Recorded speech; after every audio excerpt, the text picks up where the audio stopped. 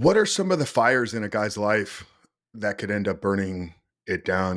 Kind of speaking to the audience here as we're having this conversation. I'm sure to Lem, some of this is hitting the guys out there. What are some of those fires? Catching them early, right? Fire prevention, so to speak, as we're speaking to a former firefighter. So, like for the guys out there, it's like, what are some of the signals that there's about to have an explosion within the home that guys need to be aware of? Dude, this anger shit and being right on the edge of snapping all the time. Like this is the thing I used to be that fucking guy. So like I know this very well. Um, when I came in with as a soft man with a soft heart, right?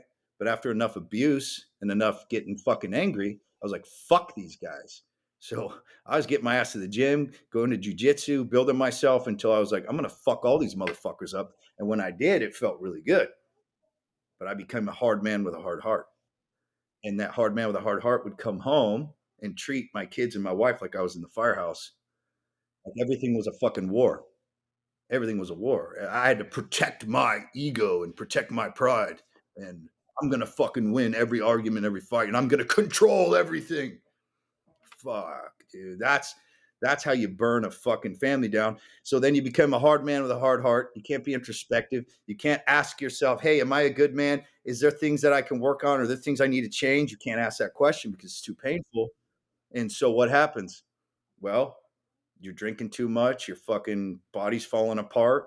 Now you hate yourself, but you won't even tell yourself the truth that you actually hate yourself. And all that anger is now starting to point right at the person you love the most, your wife. Marriage, I think, is the hardest part of the game. It's the hardest part of the game for guys. I have, I'll have a group of 40 guys at my event, and we're talking about marriage, and every single one of their marriages is fucked. And these are good men, high producing, high level, disciplined motherfuckers. Have we been sold a false image of what a marriage is? You shared the story there of being at the firehouse. You're sitting around the table, you guys are breaking bread, having conversation. It's like you stood out to the firehouse because you were the one guy that wasn't speaking negatively about his home, about his marriage. That means that there, in my opinion, a perception and belief that a marriage is supposed to be something that is, it's going to be challenging, right? But that there's supposed to be some anger, some frustration shared publicly. So, how much of this is just our idea of marriage has just been fed to us the wrong way, right? They talk about, the old ball and chain type of thing, right? It's like you almost feel, like men have been told that once you step into a marriage, it's like now you're chained, now you're shackled. So, have guys been sold a lie of what a marriage? I'm a single guy. I've never been married. So I'm asking here, like for myself, but also for the conversation. Like, have we been told a lie of what a marriage is supposed to be? Or should we feel chained? Yeah, I think it's like this lack of awareness that men have, so they get because we're naturally driven to like build ourselves and become amazing for the woman that we're gonna find. It's like when you're out on the fucking town, you're like you're gonna look nice, dress up, you're gonna take care of yourself. You're like, yeah, I'm gonna get laid tonight, and then you find that chick, and you're like, fucking got her, and then once you get her, then all of a sudden you rev down, bro. Right? So once you rev down, now she's like sold a bag of goods, dude. She's like, well, wait, I thought you were gonna get better from here, not fucking worse. So he gets fat, he starts drinking more, he starts losing discipline, he starts hating himself. Career wise, a lot of guys will just kind of go, right? And she's like, hey, I kind of want more money. And he's like, bitch, you just want money. And then they have kids, throw fucking kids on top of that. Now her sexual attraction goes down as she has kids because she doesn't need him anymore. Emotionally, she really doesn't need him. The kids fill this empty place in her heart. So then he loses connection with her because she's not instigating as much, right? So now he's saying, fuck you, bitch. You don't even love me. When in reality, he's become a fucking piece of shit. So she's not even attracted to him at all. Then when she brings it up to him, he snaps at her because he's frustrated all the time. Then by not getting laid, he gets more frustrated, which further drives her away. And then this is where they sit in the home. And this is the example that they give to their kids.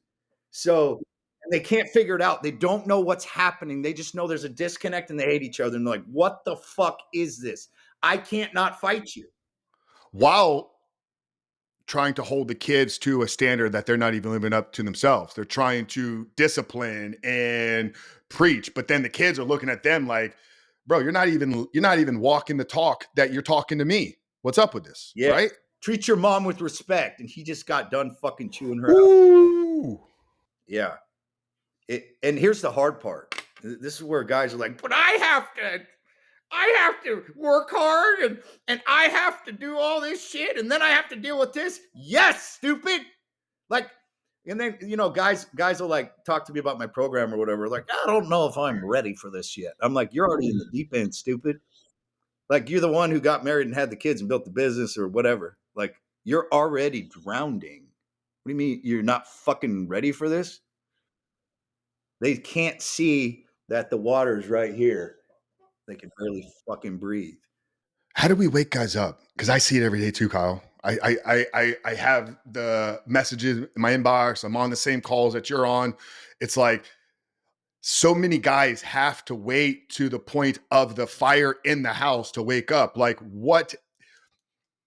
And I know we can't say them all, right? Maybe this is an unanswerable question. I don't know, but like, how do we get the guys other than paying for advertisement, just like you are, where you're literally screaming at guys? Like, is that the pathway, or is there something else to wake the man up before the house is in the fire? Dude, anybody listen to this, I want you to hear this very clearly. Most of you will fucking have a terrible fucking life and you'll die in your shit. So what do you want? What do you want, motherfuckers? What do you want? You want to be that guy? Because you probably will be. And unless you develop an intentionality that is so rock solid that it will blast through any brick wall, you will be that motherfucker that dies. It's hard. What's required of us to have an epic life is feels fucking impossible. And you'll have to go through so much fucking mud, like your boots just filled with mud, tromping along with your legs burning, and you cannot see an end to the swamp. And the only guys who are going to survive that are the ones that just have faith and keep tromping. But if you fall in the mud and sit, it'll overtake you. You'll get lost in it, and you're fucking deceived. You're gone.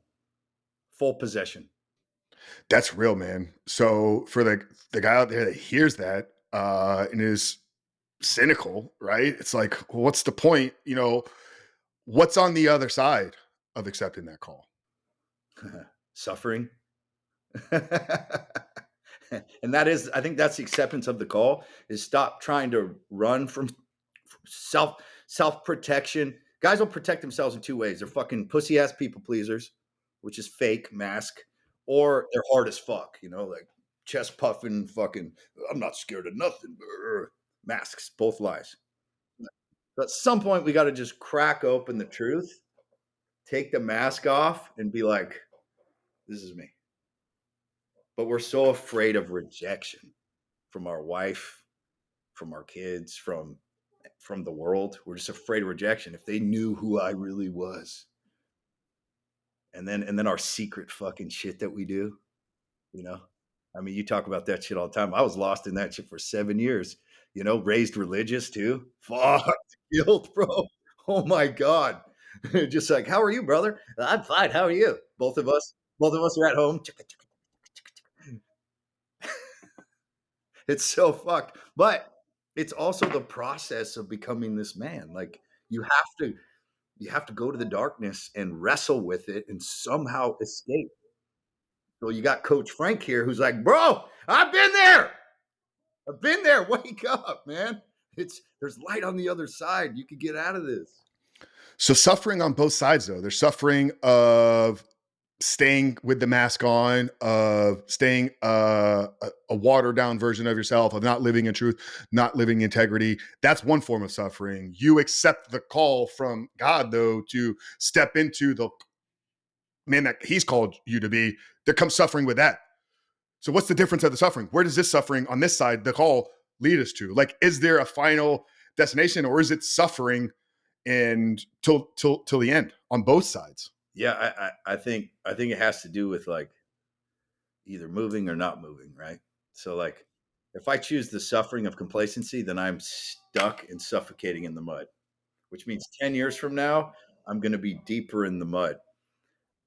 If I choose the suffering of the mountain and the harder path, then I'm gonna find myself on a great adventure, and I'm gonna write an amazing book with my life. And then I'm also gonna get the feeling I have right now that with the goosebumps all the time, right? So I get to suffer, but I get inspiration and this spiritual vibration within me that carries me forward. And there's dark times where you feel utterly alone on that path. That's part of the test. But it's like if I can just lock in my habits, like these are the things I do every day. These are my values and boundaries that I will not cross. And then I'm going to go chase my dreams. And I'm going to do whatever is required that are in the bounds of my integrity. Then I will have a great life. I will learn the lessons I was supposed to learn. I will learn how to communicate and build great relationships. I might have to go through a divorce or two. I might have to get fired, go bankrupt. I'm going to have to go through shit. But if I just lock in and become habits guy, not fucking feelings guy, and just rock forward, we're going to find ourselves in a great place along the way. But if I sit in the mud, then all I get's mud. Yeah. I love that, man. Accept the suffering up the mountain, you still struggle, but you develop yourself along that adventure. There's an adventure waiting for you. It's interesting. I've been going through a very deep study of the book of Genesis right now, and it's like our conversation starts in Genesis 2, right? Within the garden with Adam playing victim, right, to his wife, right? It's like why are you hiding it naked? It's her. Like he blames his wife right there from the initial, fall. Then you move through the story. It's like we get into another part where now God is calling Abraham to an adventure, right? Your life is meant to be an adventure. You're 80 years old. Leave your father's house, leave the comfort, go on this adventure. That's the call to every single man. Stop blaming others for yourself. Take responsibility. Stop being a victim in your life because waiting for you is the adventure of your life. I love that so much. Bro, it's so true. And then, along this adventure of life and trying to make something of yourself, there's just these pockets of just utter failure. And you have to own that and fuck in the world of transformation and leading men, like, dude, I have my own failures. Like I have fucked up so many times in front of my people. Like I've even like slipped and looked at porn and like after 7 years and like had to go tell the couples we coach like, yeah, I told my wife I looked at some shit that I shouldn't yesterday. It's so humiliating, but it's real life or just financial ups and downs, like with my clients that I tell them everything. And doing that, exposing yourself along your path, it protects you because and then also nobody's inspired by you when you're fucking just killing it and everything's easy. It's like you have to You're unreachable. You're unrelatable. 100%. And I don't care who you are, it's hard to do that. It's hard to fucking go, hey, here's me. Look how fucked up I am. It's fucking hard, dude. It hurts.